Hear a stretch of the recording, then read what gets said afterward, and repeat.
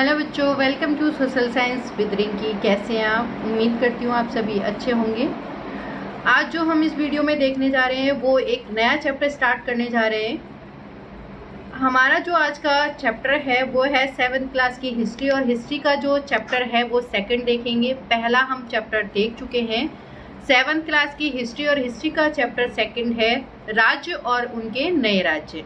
तो जो जिन बच्चों ने मतलब पहला चैप्टर नहीं देखा है वो इससे पहले मेरा जो प्लेलिस्ट में जाके चैनल पे प्लेलिस्ट में जाके आप सर्च कर सकते हैं, और वहाँ से आप 7th क्लास का फर्स्ट चैप्टर हिस्ट्री का वो देख सकते हैं। क्योंकि जब भी मैं नया चैप्टर स्टार्ट करवाती हूँ, टॉपिक स्टार्ट करती हूँ, एक ही बात बोलती हूँ कि हर एक चैप्टर या वो पिछले चैप्टर से कनेक्टेड होता है, हर एक टॉपिक एक दूसरे से कनेक्टेड होता है। तो आपको पहले वाला अगर नॉलेज होती है तो आपको दूसरा जो टॉपिक है, चैप्टर है, वो बहुत अच्छे से समझ में आ जाएगा।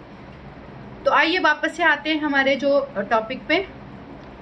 हमारा जो नया चैप्टर है राजा और उनके राज्य। तो सबसे पहले जब भी हम नया चैप्टर स्टार्ट करते हैं तो हम उसका इंट्रोडक्टरी पार्ट देखते हैं। तो सबसे पहले हम इस चैप्टर का क्या देखेंगे? Introductory part. जैसे ही हमारे जो नाम से ही हमारा जो है एक तरह से कहेंगे चैप्टर, आपका जो नाम से ही आपको बता रहा है कि एक्चुअल में इस चैप्टर में आने वाला क्या है। तो हम इस वाले चैप्टर में जो पढ़ेंगे वो है कि जो राजा थे वो क्या कैसे थे, किस टाइप के राजा होते थे, और उनके जो नए राज्य हैं उन्होंने जो राज्य कैसे बनाए, किंगडम्स कैसे बनाई, मतलब कैसे ये सारी चीज़ें इन्वर्ज हुई थी, कि कैसे बन के आई थी, राज्य कैसे बने। अब ऐसा तो है नहीं कि मतलब ऊपर से टपक गया कि भाई नहीं, इनको भगवान जी ने टपका दिया कि नहीं इनको राजा बना दिया और ये इनका राज्य हो गया, ऐसा तो था नहीं। तो ये इमर्ज कैसे हुए, बने कैसे, इनकी जो बनने में क्या प्रोसेस रही थी, किस तरह से, ये सारा कुछ हम इस चैप्टर में पढ़ने वाले हैं। देखो बच्चों, जब हम बात करते हैं हिस्ट्री की तो मैंने आपको पहले भी कई सारे वीडियो में बताया है कि हम जो 6th क्लास में हिस्ट्री पढ़ते हैं वो हमने एंशिएंट हिस्ट्री पढ़ी थी। मतलब हम ऐसे टाइम से स्टार्ट करते हैं जो एक सभ्यता है जो ख़त्म हो, मतलब जो सभ्यता है इंडस वैली, उसके बारे में हम स्टार्ट करते हैं कि उस टाइम लोग कैसे मतलब कैसे रहते थे, क्या करते थे, सारा कुछ हमने पढ़ा था उस सभ्यता के बारे में। फिर उसके बाद हमने धीरे धीरे हमारा जो वैदिक काल वगैरह इन सब के बारे में पढ़ना शुरू किया था। और भी फिर हमने धीरे धीरे हम इन राज्यवंशों का जो उदय हुआ था, राज्य बने थे, वो हमने स्टार्ट कर दिया था। तो वही कंटिन्यूएशन में हम 7th क्लास में जो हिस्ट्री पढ़ते हैं तो ये नए राज्य किस तरह से बने थे, ये सारा कुछ हम इस चैप्टर में पढ़ने वाले हैं। तो जो हमारी 7th क्लास की हिस्ट्री होती है वो हमारी कौन सी हिस्ट्री होती है? मिडाइवल हिस्ट्री होती है। एंशिएंट हम 6 में पढ़ चुके होते हैं, और जो हमारी मॉडर्न हिस्ट्री है वो हम 8th क्लास में कवर करेंगे। तो आज जो इस चैप्टर में हम पढ़ेंगे वो देखेंगे, हमारे जो चैप्टर की शुरुआत आप देखोगे हमारे यहाँ पर से 3 जो राज्यवंश हैं उनको दिखाया जा रहा है।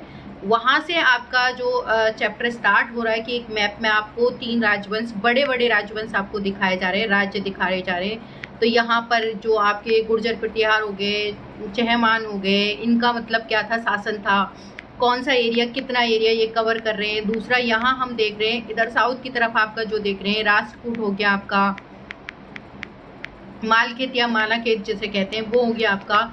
इधर आप पालों का देख रहे हो, पहाड़पुर वगैरह में पाल वंश का उदय देख रहे हो, या हम कहेंगे इनका शासन देख रहे हो।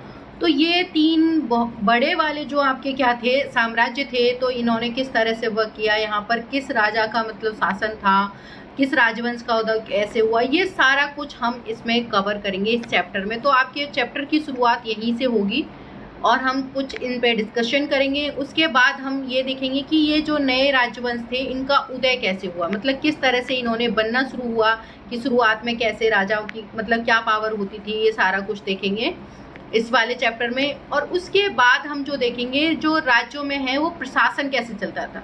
हमने नए राज्य तो बना लिया एक्चुअल में, लेकिन जब नया राज्य बनेगा तो उसका प्रशासन भी तो देखना पड़ेगा कि शासन कैसे चलाएंगे। कुछ उपाधियां हैं, महाराजा धीराज हो गया आपका, त्रिभुजन चक्रवर्तन या 3 भुवनों का स्वामी, ये किस तरह से मतलब राजा को ये उपाधियां दी जाती थी, किस राजा को क्या उपाधि दी जाती थी, किस उपलक्ष्य में दी जाती थी, उनका जो प्रशासन था या राज्य चलाने का तरीका था वो कैसा था, लोग कैसे रहते थे उनके यहाँ पर, कौन कौन सी उनको उपाधियाँ दी जाती थी, जो आपके ब्राह्मण वगैरह हो गया, किसान हो गए, व्यापारी हो गए, ये किस तरह से रहते थे, इन सब के बारे में कि किसका क्या वर्क होता था, ये भी हम डिटेल में पढ़ेंगे।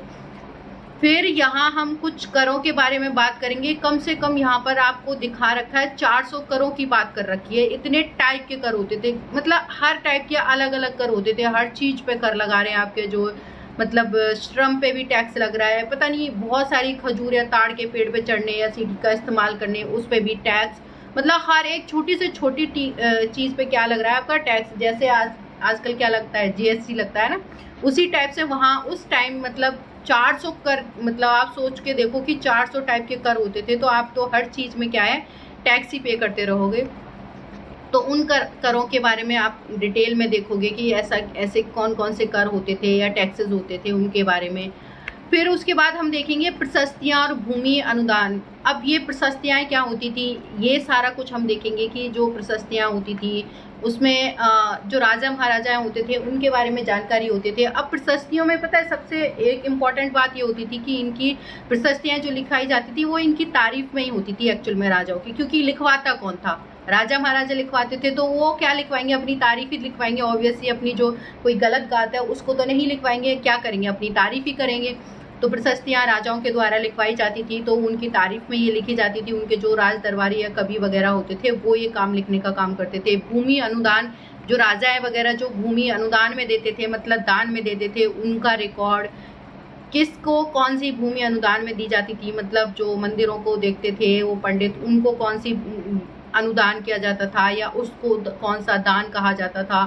जो योद्धा होते थे, जो लड़ाई का काम करते थे, सूरवीर, उनको क्या मतलब कौन सा मतलब भूमि अनुदान में दी जाती थी, उसको क्या कहा जाता था।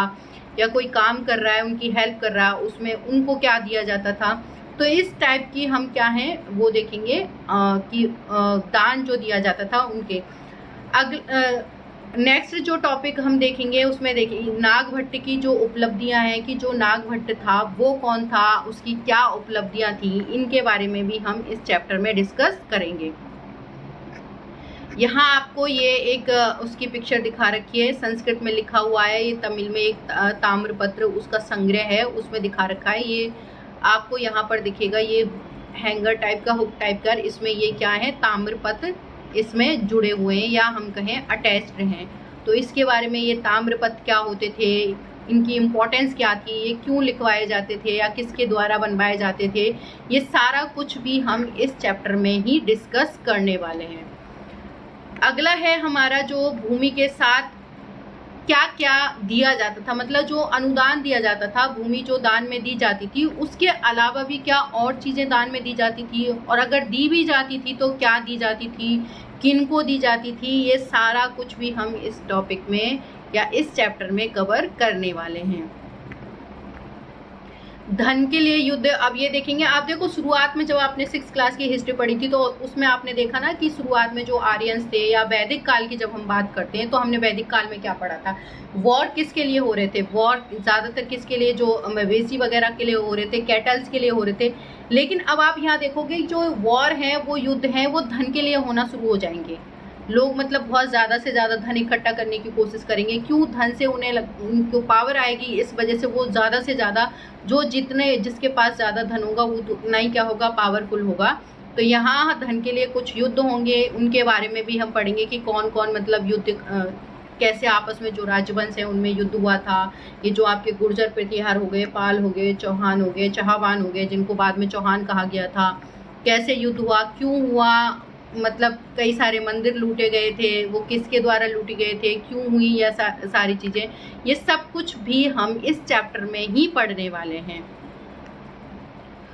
चोल राज्य नज़दीक से एक नज़र चोल राज्य के बारे में डिटेल में पढ़ेंगे कि जो हमारा जो चोल राज्य था वो किस टाइप का था, कैसे इस्टेब्लिश किया गया था, इसमें राजा कौन था, किस तरह से यहाँ की पब्लिक रहती थी, क्या वर्क करती थी, ये सारा कुछ भी हम इस चैप्टर में पढ़ने वाले हैं। उरेयूर से तंजावुर तक, ये एक जो आपका उरेयूर से लेकर के तंजावुर तक की जो चीज़ें हैं, मतलब जो हमारे मुखिया हैं या जैसे किसको क्या कहा जाता था, ये सारा कुछ भी हम डिटेल में पढ़ेंगे। तंजावुर की जो सोसाइटी थी या हम कहें सामाजिक जो स्थिति थी वो किस टाइप की थी, लोगों को किन लोगों को क्या कहा जाता था, ये सारा कुछ भी हम इस चैप्टर में कवर करने वाले हैं। यहाँ आप ये मैप देख रहे हो, इस मैप में चोल राज्य और उसके पड़ोसी राज्य हैं उनको दर्शाया गया है। इसमें यहाँ इस तरह से आपको यहाँ आपके जो चोल राज्य हो गया उसका प्रशासन दिखा रखा है, कहाँ से कहाँ फैला हुआ था, किसका था, कौन सा। यहाँ वंश भी दिखा रखे हैं आपको, जो काकतीय हो गया, बेंगी, दक्षिणी कलिंग, और यहाँ बनवासी हो गए आपके, ये सारे गोदावरी चोल हो गए, कोच्चि हो गए ये, और जो उसके पड़ोसी राजवंश हैं उनका भी दिखा रखा है आपका। कल्याणी हो गए, यहाँ पर चालुक्य हो गए, यहाँ पर इनका इस तरह से आपको मैप में दिखा रखा है। इनके बारे में भी हम डिटेल में पढ़ेंगे। और इस चैप्टर में हम यहाँ जो दक्षिण की तरफ जो भव्य मंदिर थे या कांस्य मूर्ति कला जो थी उसके बारे में पढ़ेंगे कि यहाँ आप देखोगे साउथ के जो मंदिर हैं वो आपको बहुत सुंदर लगेंगे। आप देखोगे कितनी अच्छे से मतलब उन पर नक्काशी की गई है, कितने सुंदर बनाए गए हैं। तो उन भव्य मंदिरों के बारे में पढ़ेंगे कि कौन सबसे अच्छा मतलब इम्पोर्टेंट मंदिर कौन सा है, कैसे उनकी बनावट है, कैसे ये चीज़ें की गई थी, उनमें जो मूर्तियाँ लगाई गई थी या मूर्ति कला है वो कांस्य की जो मूर्ति कला है उसके बारे में पढ़ेंगे। जो कांसा धातु से जो मूर्ति वगैरह बनाई गई थी उनके बारे में पढ़ेंगे। कहाँ से कौन सी मिली, कौन सा, ये देखो एक मंदिर की पिक्चर दिखा रखी है, ये गंगा कोंडी चोलपुरम का एक मंदिर है, उसकी ये आपको एक पिक्चर दिखा रखी है। ये कितना मतलब अब आप सोचो कितने बारीकी से इसको बनाया गया होगा। यहाँ पर आपको ये देखो कितने मतलब टाइम कितना लगा होगा इसको बनाने में, ये कितना सब कुछ मतलब आज के टाइम में थोड़ी ना आधी चीज़ें तो मशीनों से हो जाती है। कैसे मतलब इनको मतलब नक्काशी की गई होगी इस पर, कैसे मतलब इसको छाटा काटा गया होगा, इसको बनने में कितना टाइम लगा होगा, कितना सुंदर दिख रहा है, ये सारी चीज़ें इनके बारे में भी हम इस चैप्टर में पढ़ने वाले हैं। उसके साथ ही हम साउथ का जो है कृषि और सिंचाई की, वहाँ की जो एग्रीकल्चर थी वो किस टाइप की थी, अच्छी थी या मतलब कहाँ किस एरिया में कवर की जाती थी, वहाँ पर जो सिंचाई था, इरिगेशन था, उसके क्या अरेंजमेंट किए गए थे, ये भी हम इस चैप्टर में पढ़ने वाले हैं। तो आप देखोगे कि मतलब हम शुरुआत राजवंश की कर रहे हैं लेकिन उससे जुड़ी हुई कई सारी चीज़ें हम यहाँ पर कवर करेंगे। मतलब वहाँ पब्लिक क्या वर्क करती थी, किस तरह से रहती थी, वहाँ की सोसाइटी कैसे थी, क्या खेती करती थी, सिंचाई के अरेंजमेंट कैसे थे, वहाँ के जो भव्य मंदिर हैं वो क्या कैसे थे, ये सारा कुछ ही हम इस चैप्टर में कवर करने वाले हैं। और यहाँ साउथ हिस्ट्री की बात हम कर रहे हैं इसी टाइम, मतलब हम इसमें जो देखेंगे वो साउथ हिस्ट्री का ही देखेंगे। साम्राज्य का जो प्रशासन था कि अब जो राज्य जब धीरे धीरे राज्य बनेंगे तो राज्यों से ही आपके साम्राज्य बन के निकल के आएंगे। तो साम्राज्यों का जो प्रशासन था वो किस तरीके से वर्क करता था, और किन को कहा जाता था, नाडु किन को कहा जाता था, ये कौन होते थे, ये सारा कुछ भी हम इस चैप्टर में पढ़ने वाले हैं। उसमें हम भूमि के टाइप्स देखेंगे कि जो भूमि के प्रकार हैं वो कौन कौन से भूमि, मतलब कौन सी भूमि किसको उसमें उपहार में दी जाती थी और उस भूमि को क्या कहा जाता था, वो भी इसी चैप्टर में हम पढ़ने वाले हैं। तो देखो चैप्टर तो काफ़ी लेंथी है और इंटरेस्टिंग भी है। अभिलेख और लिखित सामग्री थे, अब हम उसके बारे में पढ़ेंगे। मतलब आपने जब 6th क्लास में वैदिक काल की हम जब बात करते हैं तो जो नॉर्दर्न एरिया वेस्ट की तरफ तो क्या है आपका रिटर्न मिलना शुरू हो गया था, रिटर्न कल्चर या हम कहें साहित्य, लेकिन यहाँ तब नहीं था। तो अब हम जब 7th क्लास में ये इस टाइम पीरियड की जो हिस्ट्री पढ़ रहे हैं तो यहाँ अभिलेख वगैरह लिखित सामग्री की वो क्या क्या अवेलेबल हुई, उपलब्ध हुई, क्या था उनमें, ये सब कुछ भी हम इस चैप्टर में पढ़ने वाले। तो एक तरह से कहें तो आपका ये चैप्टर बहुत ही लेंथी होने वाला है, लेकिन लेंथी के साथ ही आपका बहुत ही इंटरेस्टिंग चैप्टर है। और अगर आप मैं कहूँगी स्टोरी के थ्रू सोच के समझ के पढ़ो, वाकई में मैं यही बोलूँगी कि अगर आपको इसको स्टोरी के थ्रू देखोगे तो बहुत जल्दी आप कनेक्ट कर पाओगे। लेकिन उससे भी बड़ी बात क्या है कि आप जब भी पढ़ो किसी चैप्टर को एसएसटी में, तो आप सबसे पहले उसको रियल लाइफ से, मतलब आज के टाइम पे कंपैरिजन करके भी चलो कि मतलब उस टाइम, आज के टाइम में उस टाइम का जो प्रशासन था या कुछ भी था, जो भी सिचुएशन थी उस टाइम क्या थी, अब क्या थी, तो शायद आप बहुत ज़्यादा करीब से उस चीज़ को कनेक्ट कर पाओगे। तो बहुत जल्दी आपको क्या होगा, चैप्टर समझ में आएगा। तो एक मिलते हैं नेक्स्ट वीडियो में एक नए टॉपिक के साथ। शुरुआत करेंगे एक टॉपिक की अभी जो ये आपका जो डिस्कशन था या हम कहें ये वाला वीडियो जो है एक सिर्फ इंट्रोडक्टरी पार्ट था कि हम इस जो चैप्टर है उसमें हम क्या क्या पढ़ने वाले हैं। तो थैंक यू सो मच, मिलते हैं